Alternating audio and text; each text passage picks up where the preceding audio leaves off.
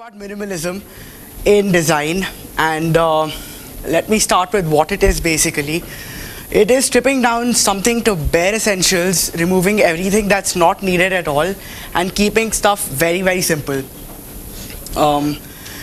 Let's take this table for example. There's basic shapes, there's monochromatic palettes of colors, and there's objectivity, and it's very, very simple. So that's what they try to do when they're talking about minimalism. Again, I don't have to explain. It's simple and it's beautiful to look at, and that's what it is all about. It's not about designing something very beautifully, but it's designing smarter, and that automatically makes it look beautiful. It's about reducing design to very basic fundamentals and getting the basic design principles right. So as long as you have a basic form that's very brilliant, design will follow and it'll be brilliant looking as it is. This is not exactly how you would look or think a book shelf to be, but a little bit of change and it comes out to be really good. This is one of the websites that I saw online, and minimal design tends towards more white space, better typography and grids. So as soon as I land on this page, I know that I'm going to enter a site which is very brilliantly designed, just because it's quite simple. Again, then fonts are there. This is Helvetica, and that's one of the most common fonts that's used on billboards, on taxis, anywhere, because it's simple, it's legible, it's clear, and that's exactly why it's so popular. The best example I can give you for minimal design is probably the website for Apple. These are screenshots. Over the next few slides I have screenshots from the Apple website, and it actually makes no difference what the content of the website is, as long as you follow certain basic principles, which I'm going to tell you. Let's see the page for iPhone 3G over here. All they have is good product photography, just typography saying iPhone 3GS, and a subheading. Now all they want is for you to focus on the product and nothing else, which is what they do on the website. Up there you have a header which has simple buttons saying features, buy iPhone, apps, and what else. So it's easy to navigate.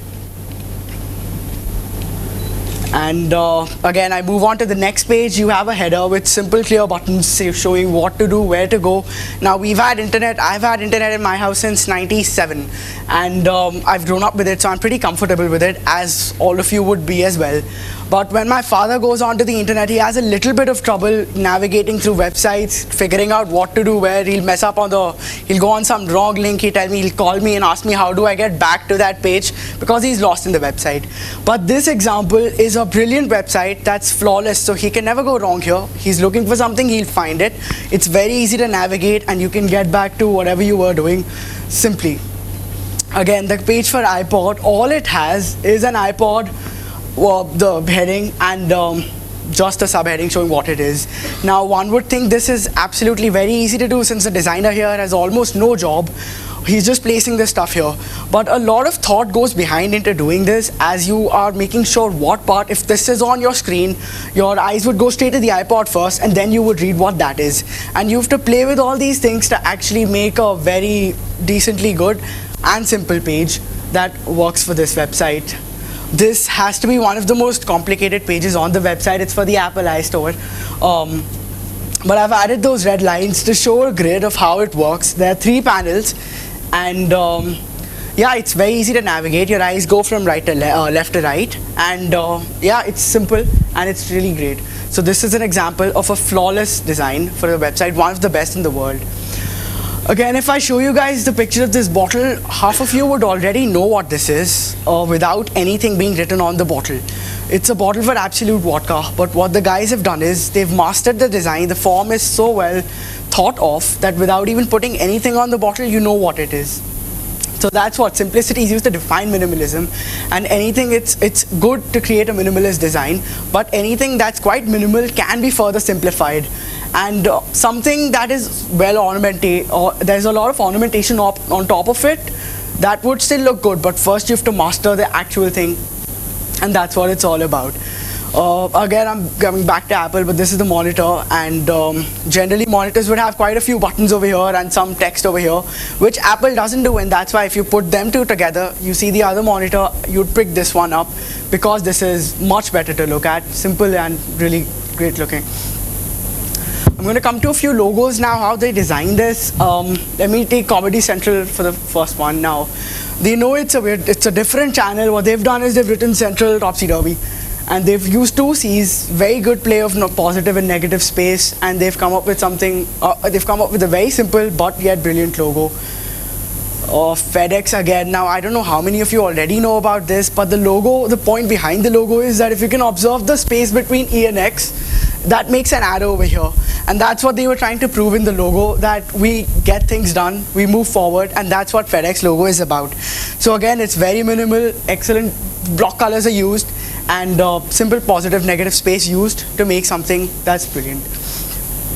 Again, Amazon, if I take the logo for Amazon, an e-commerce website, now what it is simple typography used with an arrow that goes from A to Z.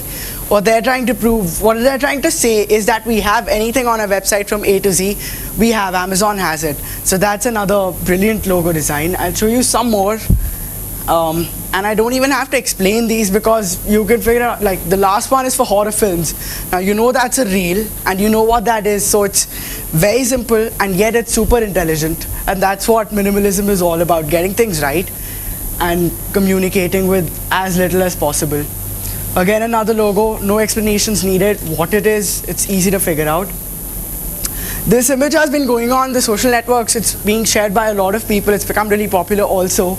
All this has is amazing use of positive and negative, simple black lines, and all the text says is it's the hat.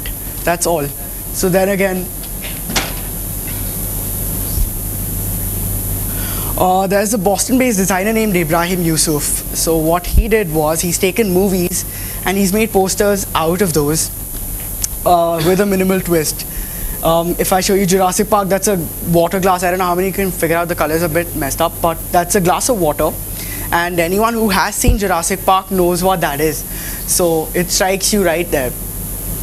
If I take some of the Bollywood film posters that we have existing as of now, Bollywood is anyway very larger than life. You have people doing funny things. I mean, they have a team of scientists working on these flying robots, and Amir Khan comes and he makes it in his first year of college and he gets it flying and he's doing all things.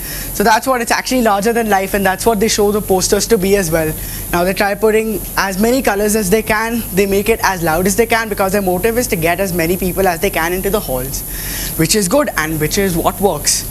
What I did was trying to figure out a way to have minimal posters put here, the minimal posters of Bollywood, and have very few graphics in it. I don't know if can you guys see it? All this is a hand that says Mera Baap Chor Hai. There's no explanation required for what it is, and it still works for a poster. Then comes this. Sholay is a movie where every character is pretty brilliant and unforgettable, but the point here is that even in that guy was pretty insignificant. I mean, he was just doing nothing throughout the movie. He's just sitting on top of a hill, and I don't even think he had any dialogues. Maybe he did, maybe one, but yeah. But the point here is that if I put him here and you guys see it and I hide the name, still 90% of you would be able to figure out what movie this is and what's happening here. So that's the whole point of minimalism, that you communicate the most with as little as possible. That one was for Rajniti. I don't know if the colors are still a bit messed up, but you can see the faces within the chess pieces.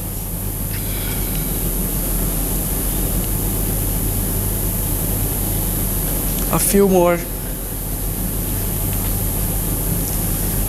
Now every movie that you do go for and you're walking out of the hall, there's one memory that you do carry with yourself, and probably years from now on, when you remember that movie, there's one thing that you do remember. So when I watched this one, I remember the scene where the kid is actually, he's made that flicker book and he's going through that, and the guy finds out, and that scene hits you, so that thing stays with you, and that's what I tried to correct here. Plus using the fonts like that, using the font that way was another intention. Again for Rang De Vasanti, Mr. India.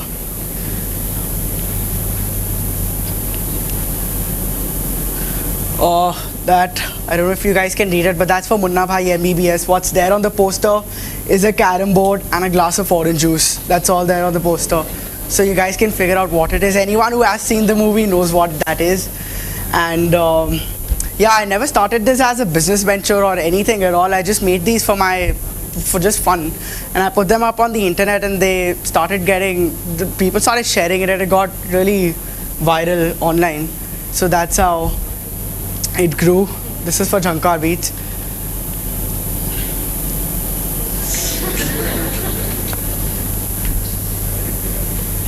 Then a few more. That's for Khosla Khosla Kuch Kuch Hota Hai. So what I'm trying to do here is taking one point from the movie, which was strong enough to base the whole poster on, and summarize it in one go, in one graphic as it is. That's a phone. Can you guys read it? No. Well, that says Devi Prasad Kaun. So that's for Hera Peri. So if you've seen the movie, the colors are pretty dark, but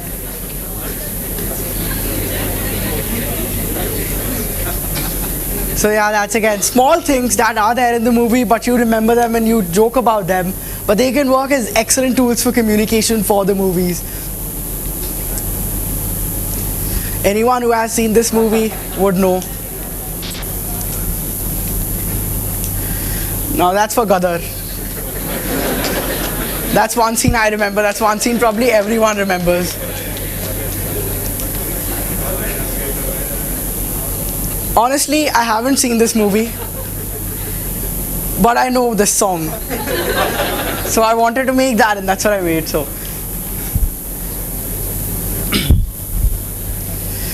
this surprisingly got the website up another level, because I don't know why, but this movie has a massive following wherever it is. This movie got rated on, I don't know, on IMDb. It had about 8 something, which I don't think any other movie has. And this got shared to amounts that I can't even explain. So this is another thing. And that's a Mithun Chakravarti movie, by the way. So not many people know of it, but